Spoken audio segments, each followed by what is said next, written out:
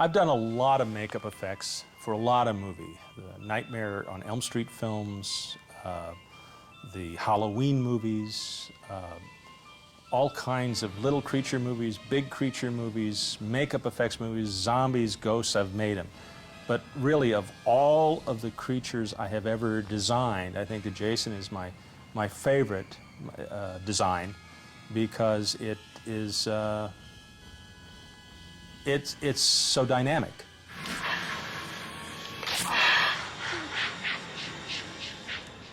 A lot of people have asked how we came up with the Jason look for Friday the 13th Part 7. Well, first we started with a full body casting of Kane Hodder. That means we spatulated elastomer or alginate all over his body and plaster bandages, and we pulled out a form that looked like Kane. Then we made a silicone mold, this thing right here. This is made out of silicone. It is reinforced with fiberglass. There's aluminum struts on it to keep it from distorting.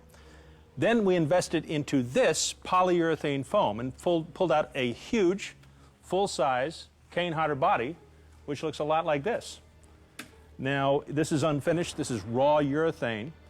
From the urethane, we painted this and put more fiber onto it and create a fiberglass outer structure and turned it into a mannequin, which we could then joint and put back together. And then we built up onto body stocking with foam latex and bone and as many disgusting things as we could, a full-fledged Jason outfit.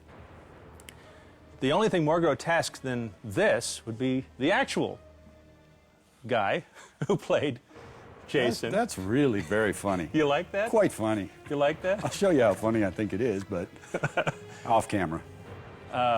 Kane Hodder played Jason in Friday the 13th Part 7, and we were friends before we made the movie and worked together on a few things previously. Ghost Town and Prison. Prison. Many people say we met in prison.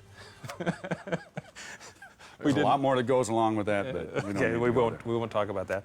But so Kane, when you're inside the suit, was it a comfortable experience for you?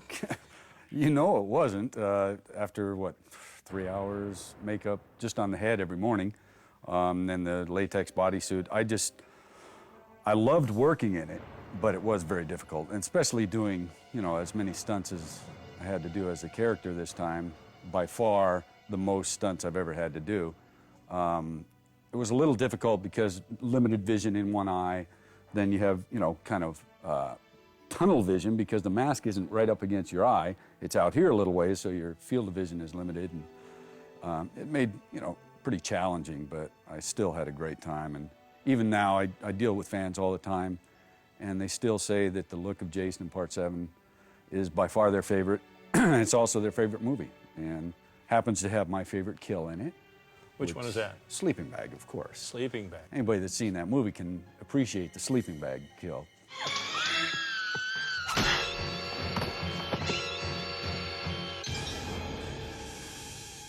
What we had were, I think we had 6 full-gallon bags of blood inside of there. So you're picking up 6 gallons, plus I think we had a rubber mannequin inside of there for form. Right. So you're picking up a lot of weight and smacking it against the tree. It wasn't easy to do, but, because at the end, when you, 5th or 6th time, you can tell I'm getting a little tired. We shot that scene with 2 cameras, like we did so many shots. So the wide shot and your close-up were done simultaneously. So the close-up we cut to immediately after you drop that thing is not something that we set up and we carefully tried to get you back at the moment for. That was real. Right. So you were tired and you were pissed off, and it showed, and it was great. Yeah, I got pissed off quite a bit, didn't I? You smacked it, you threw it down. I mean, it was real. Yeah. The moment was very real. There was a lot of different things about the makeup in this one that were a lot more advanced than previous films. And I remember us talking about the dentures so that you could see through the rotted cheek and everything, which made for kind of a difficult time holding my breath underwater. because. But you were thirsty at the time, so. Yeah, and I did drink a lot of that water, but we spent like a full day doing underwater submerged. scenes. And I had to be, if you remember, I was bolted to the bottom with a cable because this makes me quite buoyant. Yes. So until it gets saturated, then it's very heavy, but had to hold me under the water with a cable to the bottom, wrapped around my boot, and I had to do my breathing on a hookah system, the scuba thing, and I had the regulator. I'd take a breath, give the regulator to the safety diver, hold my breath, put the mask on, do the shot, and of course you had extremely long, complicated shots panning up the bottom to the rock, to the chain, to the Jason, to the face, everything. And doing that all day long was pretty tiring because I never came up, if you remember. They'd bring the regulator back. I remember very, very distinctly. And I also remember I never went into the water myself. Yeah, I watched everything on a monitor. I was dry and I was comfortable. Yeah, I know. And I was saying, you know, I bet you that Kane's really having a hard time down there. Give me another cappuccino, please. You know, you suffer for your art. And you know, I just have to say that the look of the Jason suit would only work if somebody works with it. I mean, you foregoed the uncomfortableness of it because you were every bit as concerned about him looking real and being authentic as anybody was, and me included. I mean, this is truly a co-production. It's two people coming together and really trying to make something work.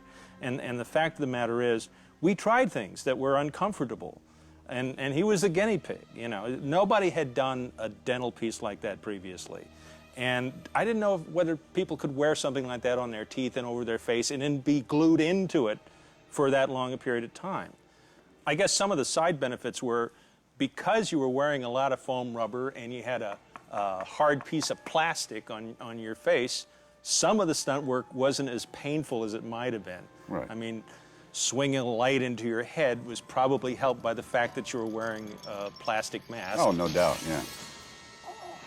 The thing that really comes to mind where this helped was the roof coming down, the porch roof coming down on top of me, because I kind of expected it to be fairly light and I would have to really act, but I didn't have to act. And it hit me so hard, it drove me into the stairs. Yes. That, you know, in front of the house, and just, I could feel my face go on the stairs go bam, bam, bam. And it's a good thing I had that on.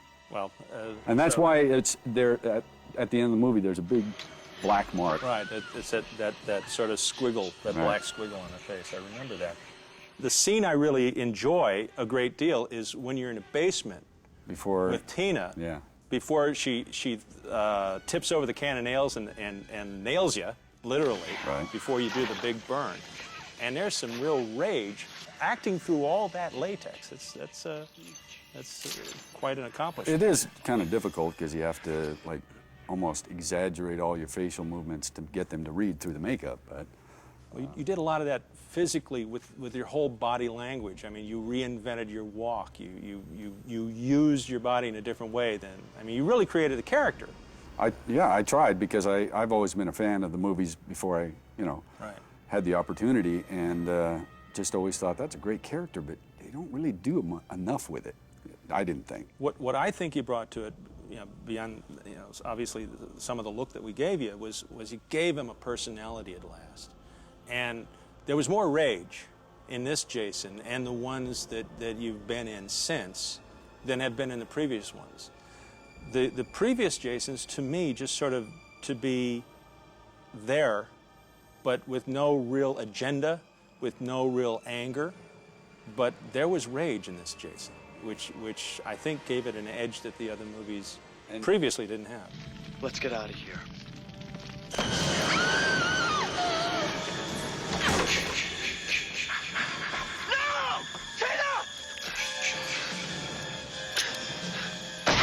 These are ultimately event movies where, you know, it takes the onus off of it being strictly a horror film. It's a group participation project in which I think a lot of people come together and enjoy. And it's actually has a new life now on video and DVD because groups get together and watch these things.